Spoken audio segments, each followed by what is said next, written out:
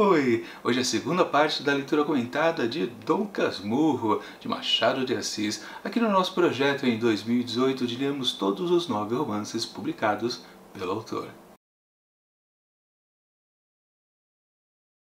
Eu acho que vocês já perceberam uma certa falta de continuidade entre o primeiro vídeo aqui a respeito de Dom Casmurro e esse segundo. Eu fiz a barba? Não, eu fiz várias barbas. Na verdade, eu estou há alguns meses sem entregar a continuidade aqui desse projeto de lermos o Dom Casmurro, e aí eu já peço desculpa para vocês e vou tentar sim, até o final do ano, cumprir toda a meta de lermos todos os 9 romances publicados pelo autor. Mas enfim, vamos continuar aqui com o segundo vídeo, finalmente, que compreende dos capítulos 31 até o 64. E a grande novidade que temos aqui é que a história continua um pouco igual ao que já estava antes, só que bem mais intensa. Se lá na primeira parte de capítulos que eu selecionei a gente já tinha aquela grande profusão de questões românticas, tanto com Capitu quanto com Bentinho, ou melhor, a junção dos dois, né? Os dois pombinhos, temos aqui novamente a mesmíssima coisa, só que muito mais acentuado. Porque agora sim é pra valer o amor entre os dois. Temos mais beijos, ou melhor, começamos com os primeiros beijos, as primeiras pegadas na mão, ou uma mão na cintura, por aí, aquelas coisinhas poucas como era antigamente, não é a coisa que temos hoje em dia não. Antigamente era difícil ficar com alguém, né? Mas o que importa é que, como, né, na verdade o Machado de Assis passa tudo isso pra gente. Eu considero todo esse lote aqui de a parte romântica entre Bentinho e Capitu, as melhores coisas que há aqui em Dom Casmurro. É irresistível. E aí eu preciso falar uma coisa que aconteceu comigo bem lá na minha infância, talvez. Eu não sei precisar exatamente quanto que eu tinha, talvez uns 7 anos para 8, 9, por aí, talvez 10 no máximo. Mas foi o meu primeiro contato com um trecho aqui da obra de Machado de Assis, justamente Dom Casmurro. Mais precisamente o capítulo O Penteado, que é um dos primeiros aqui desse lote de capítulos que eu selecionei aqui para o projeto, que é simplesmente aquele momento onde vai acontecer o primeiro ósculo. Eu me lembro muito bem e eu nunca esqueci, e provavelmente eu nunca vou esquecer da experiência, realmente, eu sempre falo isso lá no projeto Contos do Meio-Dia, né, de não estragar a experiência de quem ainda pretende ler este conto.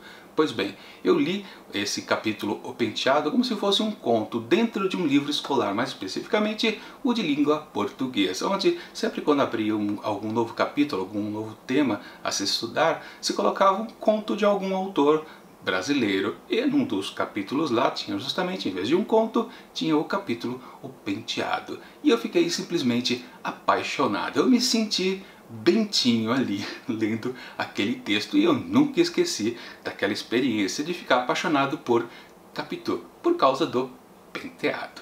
Vocês sabem o que acontece nesse capítulo. Ele simplesmente fica penteando o cabelo de Capitu e acaba rolando o primeiro beijinho. Claro que já contando com a manipulação da nossa Capitulina, ou da Capitulina do Bentinho. Na verdade, esse novo lote aqui de capítulos, onde a gente vê crescer o amor entre os dois, a gente tem com certeza a grande revelação da personalidade dessa grande personagem feminina do Machado de Assis, ou pelo menos naquelas que a gente sabe, já conhece a respeito desse livro, né? A visão do Bentinho a respeito de Capitu, já que este romance é contado em primeira pessoa, nós não temos a certeza de tudo que Bento Santiago narra pra gente, e na verdade é a verdade, pode ser uma suposição dele, pode ser uma viagem dele, mas exatamente nesse capítulo aqui, O Penteado, que começa a ser revelado a personalidade de Capitu. O beijo rola mais, talvez por causa de Capitu, do que mais por Bentinho. E é isso que vai importar sempre a partir desse ponto e no restante deste romance do Machado. Porque é também nesse pequeno lote de capítulos ainda romântico que nós temos de novo aquele retorno àquela velha expressão a respeito também de Capitu, a cigana de olhos oblíquos e dissimulado. Que, como eu comentei lá no primeiro vídeo, na verdade foi um comentário do José Dias, não foi um comentário de Bentinho, na verdade foi um comentário daquele tipo de cobra, né? Que plantou uma semente na mente do Bentinho de dúvida a respeito de sua amada. Então a gente tem mesmo uns trechinhos onde ele fica lembrando dessas frases, dessa definição de Capitu. E aí de novo eu preciso comentar, né? Quem não gosta dessa parte romântica, e também vale lembrar, né? Nunca Machado de Assis foi tão romântico. Se a gente pegar todos os outros livros que a gente já viu aqui no projeto, e incluído todos aqueles que realmente estavam na sua fase romântica, ele nunca foi tão romântico. E justamente agora, com duas crianças, praticamente, quer dizer, adolescentes, né? Eles têm 15, 14 anos. Mas como é irresistível essa paixão que vai nascendo entre eles. E com certeza acho que muitos leitores entendem isso e embarcam junto com essa emoção, claro, de Bento, né? Por Capitu. Sendo que a gente não sabe exatamente, quer dizer, ele narra pra gente que ela corresponde e muito, mas claro, a gente nunca vai ter certeza se realmente ela amava, principalmente ali naquela fase da infância, que sim, era profundo e verdadeiro. Eu aposto que era. Ou pelo menos eu, bestamente apaixonado, tal como o Bentinho, assim percebia ela. Resumo, né? Na verdade, nesse lote de capítulos aqui que eu selecionei, dá para dividir em duas partes. Realmente, a primeira parte está totalmente focado na concretização do amor entre os dois. Eles realmente se amam, trocam carícias, se beijam e fazem aquelas juras eternas. Só que a questão lá de Bento ir para o seminário não foi vencida pelo José Dias como ele havia prometido. A mãe acabou ficando irredutível e principalmente, tanto o padre como também os outros parentes ali do Bento, a tia Justina, o tio Cosme, todo mundo começou a perturbar falando que ele daria sim um bom padre. Principalmente porque ele tinha dado indícios, né, que ele gostava de, talvez, desse ofício, ou desse sacerdócio, né? Então acabou que todo mundo convenceu ele aí sim para o seminário. Só que aí o José Dias pelo menos conseguiu meio que colocar a ideia, plantar uma semente ali na cabeça da mãe de Bento, a Dona Glória. Deixa ele pelo menos ficar 1 ano, 2 anos, para ver se realmente os votos dele se concretizam, se realmente ele quer ser padre. Porque afinal de contas, né, não é de todo mal fazer um seminário, você aprende muito, pois afinal de contas você se tornaria outra pessoa quando saísse de lá, tanto uma pessoa comum ou um padre. Bom, é nisso que, claro, o Bento acaba topando fazer o que, né? Já que também é pouco tempo, vá lá, vou lá servir. E aí a gente entra na segunda parte desse lote de capítulos, onde realmente é a parte do seminário. Só que não.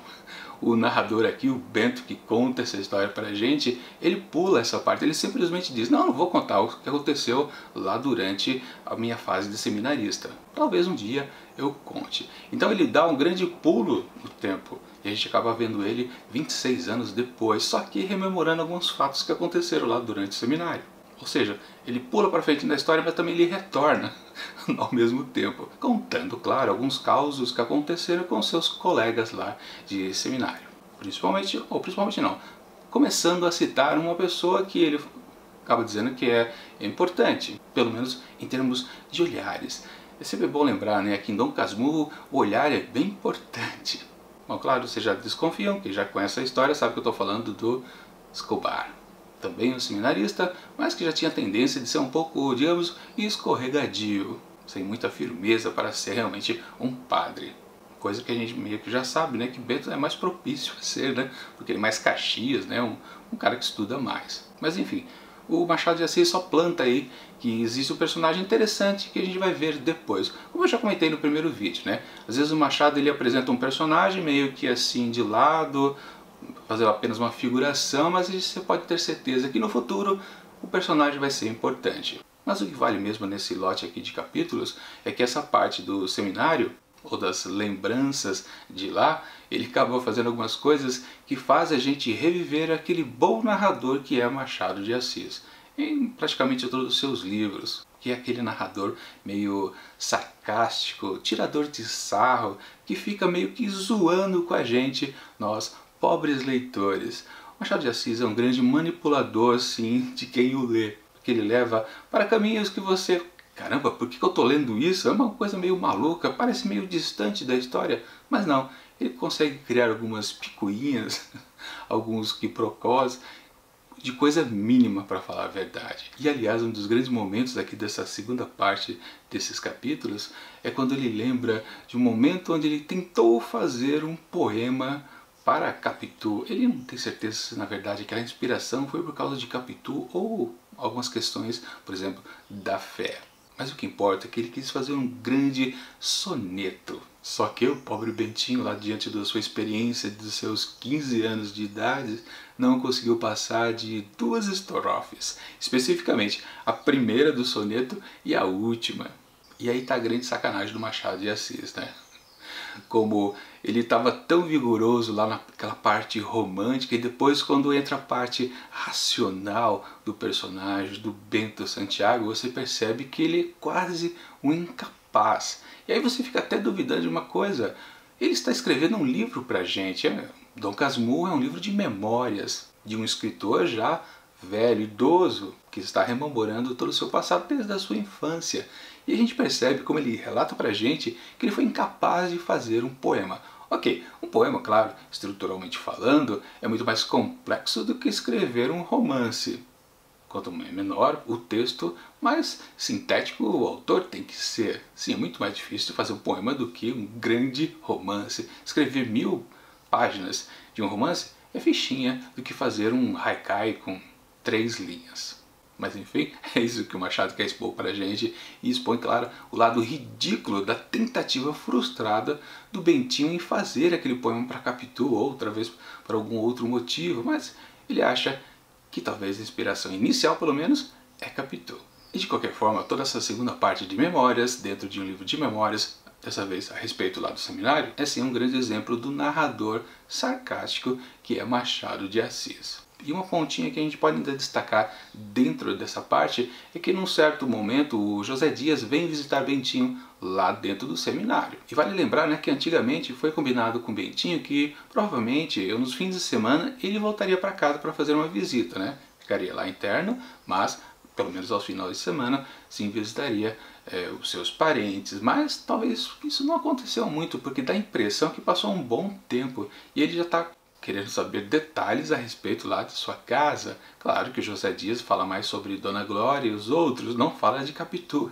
Bento, sim, arranja um jeito de perguntar sobre Capitolina. E aí que José Dias dá uma de antagonista de novo aqui nessa história, sem ser exatamente um vilão para as questões amorosas, né? Mas ele fala que Capitu não, ela tá bem, tá alegre, contente e provavelmente sendo requisitada pelos outros garotões ali da vizinhança. E é aí justamente que nasce o fio do ciúme em Bentinho.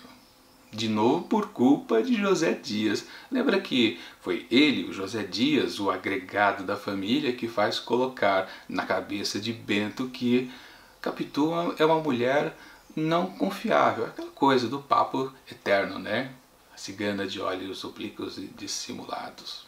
E agora, por outro lado, ele diz que talvez Capitu já esteja traindo ele. Claro que o José Dias não sabe do enlace amoroso que os dois possuem, mas meio que, de novo, sem querer, ele é o vilão aqui dessa história, ele é o antagonista das questões românticas. E para fechar toda essa sequência nova de capítulos de Dom Casmurro, temos a promessa, o gancho que vai acontecer para a terceira parte, que é justamente uma nova ideia de José Dias para tirar Bento lá de dentro do seminário, que é justamente falar que ele talvez esteja começando a ficar doente, e aí Dona Glória teria que tirar o filho de lá para que ele pudesse se tratar em outro lugar, claro, lá na Europa, né? Que a ideia de José Dias é viajar, de ser uma companhia para o Bentinho, né? Agora vamos ver se isso vai dar certo lá no terceiro vídeo aqui da leitura comentada de Dom Casmurro.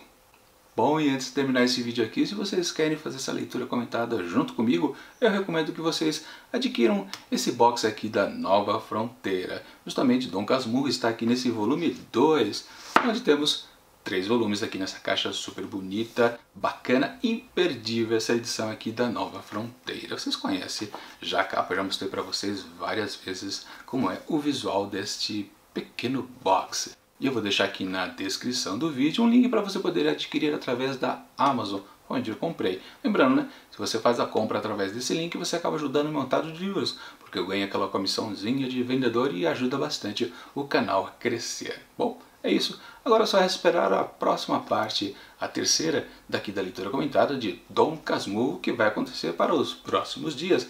Eu prometo não atrasar mais. muito menos esperar alguns meses, né? Mas enquanto o próximo vídeo não chega, eu deixo aqui do lado justamente os vídeos anteriores aqui do projeto de leitura dos 9 romances publicados por Machado de Assis. E até mais!